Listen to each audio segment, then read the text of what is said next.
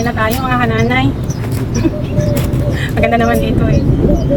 So ang aking ulam is yung niluto ko kahapon. Naipos ko na vegetables na may chicken. Konting chicken lang nilagay ko dito kasi mas mahal ko ang vegetables. Di ba? May maluto naman na libre sa bahay eh. Bakit pa ako mag-delivery? More healthy pa.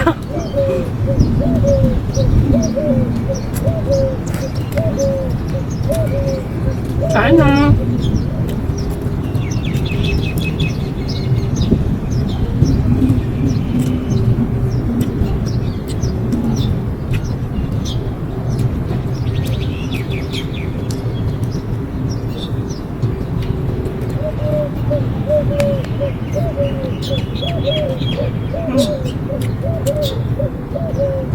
Ang dami maliliit na magtatakbuhan na boat.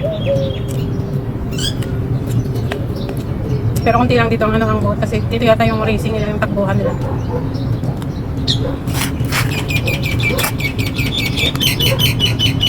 Diba? Sarap pakinggan ng mga ibon.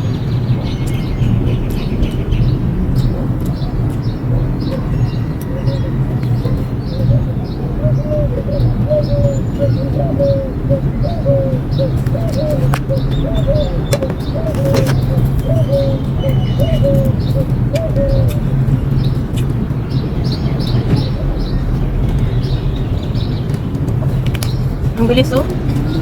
Bagay kahit matumba ka hindi ka naman siguro may tama. Ang bilis. Ba talaga ito mayayaman din.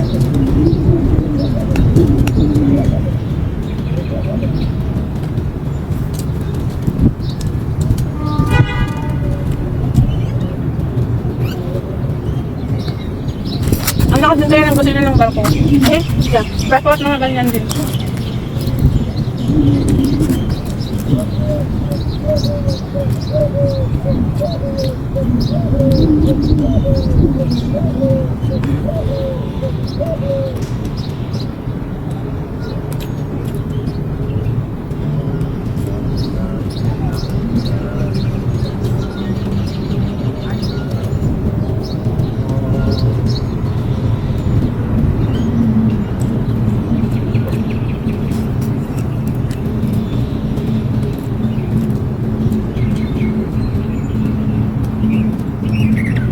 Nanood ako kanina ng farm.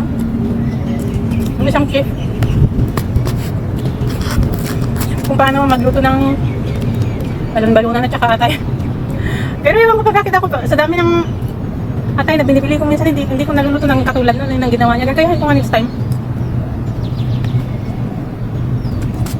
Nakapuntahan niya dito sa farm. Makatara. Mura lang yung atay. Ang dami ng dalawang ganito guys. Pero hindi ganito kalaki Pero marami na yun, mahal ang atay sa Pilipinas. Nagsasawa lang ako sa atay dito pag kaya hindi ako bumibili minsan. Ang ganito lang kalaki pero mababaw. 6 reals, dalawa. Pag sale. Pero hindi sale, ulit yata yun. Ang kaisipin pa natin, kulang-kulang naman sa Pinas, pero dami na yun. Sa Pinas, mahal ang yung atay. Ang manok chicken liver. Kahit yung balon-balunan, mura lang dito. Kasi mga tao dito, hindi sila kumakain ng gala ng atay. Hindi sila kumakain ng pakpak, ng paha. Yung amo kumurukan nung diring-diri siya sa kwan. Diring-diri siya sa paa ng manok na inadobo ko. Sabi niya, yung pinaglutuan mo sa'yo na yun, wag mo paglutuan ng pagkain namin, sabi niya. Siguro ignorante lang. Baka masyadong maano pa pag sinabi kong pati yung wet ng manok yung kinakain sa Pinas. Di ba yung English yung kayo ay tinatapon nyo ng kayo bata? Ngayon kinakain na. Nakikita ko binabarbecue. Masarap. Masarap at saka masarap naman talaga kasi siguro matapat. Sabi ko nga pag may paninda sana bibili ako tapos parang mukbang ko lang na ikpan guys. Video. Wala dito itapon nila kasi. Ang bilis ng takbo. Yan ang ulam yan.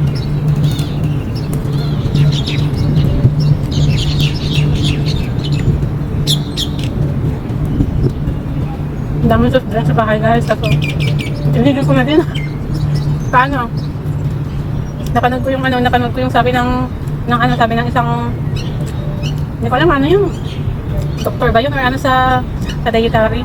Ang sabi niya, itigil daw, gusto mo daw maging healthy, itigil mo yung junk food, yung gano'n, nagbibigay siya ng pagkain ng pusa. Nagdala siya ng mga pagkain ng pusa. Sana more blessings pa. Nahinto ko lang yung sinasabi niya. Itigil daw yung pag-inom ng soft drinks, ng junk food, ganyan. Ngayon pa rin naman ako, paano din lang. Napapakain yung madami ng paano ng pusa.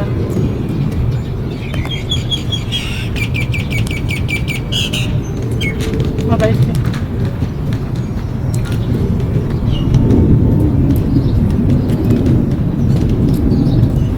May mga taong maawaan niya.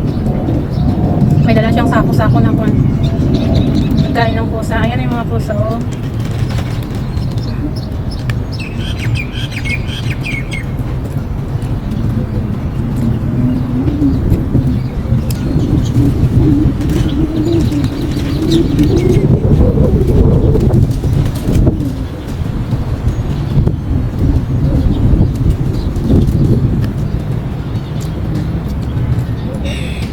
Isang mayaman, maganda, maputi. Nagbitbit siya ng isang sakong ng pagkain ng pusa. Ano, madam?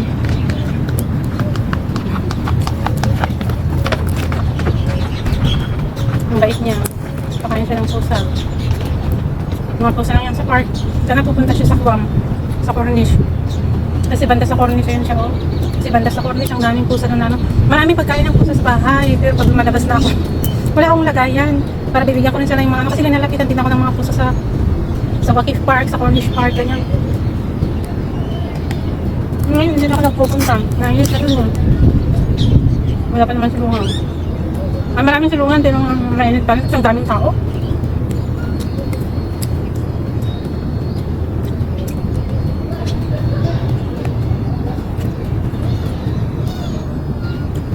Tinatawag ng mga pusa.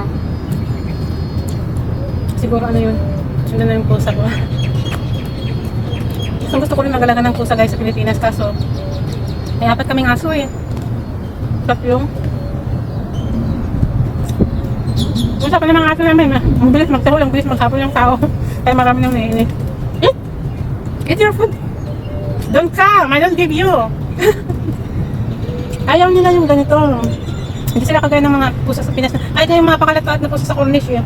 Mas gusto pa niya yung chichirya. Kasi yung parang cornflakes yung mga kinakain ng pusa. Yung pusa nga namin, binibilhan ni Anya kung sabihin niya pangalan ng alaga ko. Binibilhan niya ng dilata, na yung parang meat. Hindi nga niya eh. Kasi hindi sila gusto. Ano?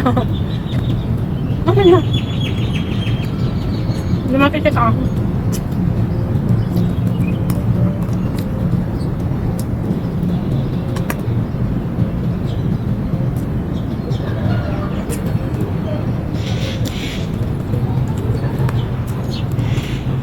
Wala naman, gusto yung gulay na lang. Come here. Come here. Come here. You want meat? Chicken. Eat. Hindi niya kinain. Dinilangan lang. Ang daming cold fix nila na pagkain ko sa nabinigay ng madam eh. Napasalamat ka lang sa madam ha. Binibigyan niya kayo siguro ng pagkain araw-araw.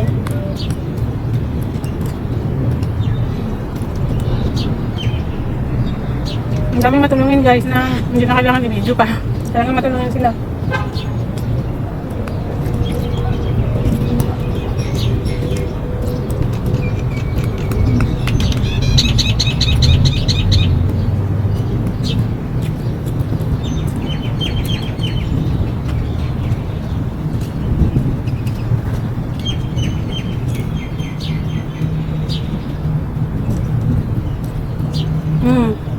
Parating na siya.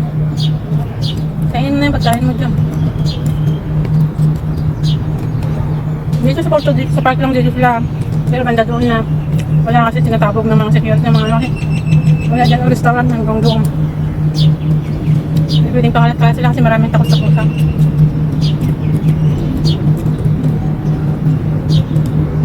Hindi ko makabulo. lunch bag ko. Ginamit ng alaga kong dalawa. Kaya ang laki ng malagay. Ay, di mo na yan.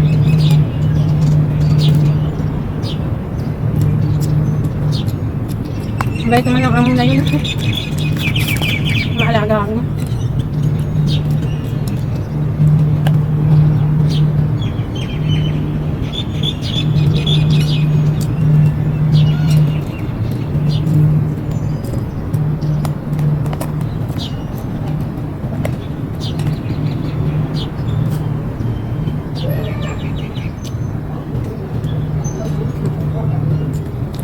Yung mga Velvet security.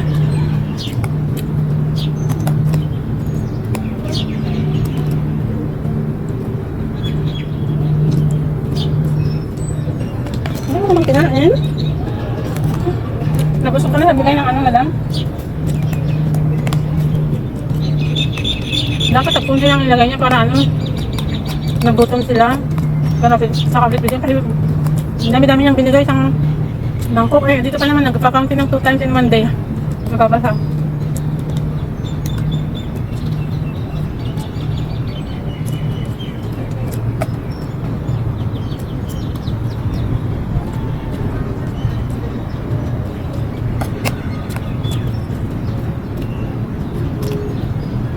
Wala kang pinggan na extra. Mabigaw naman.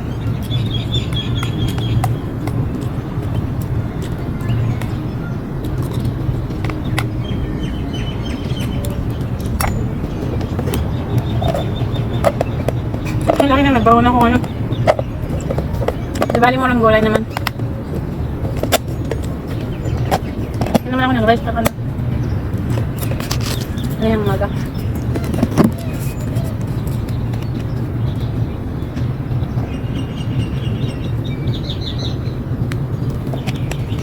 Thank you, Lord.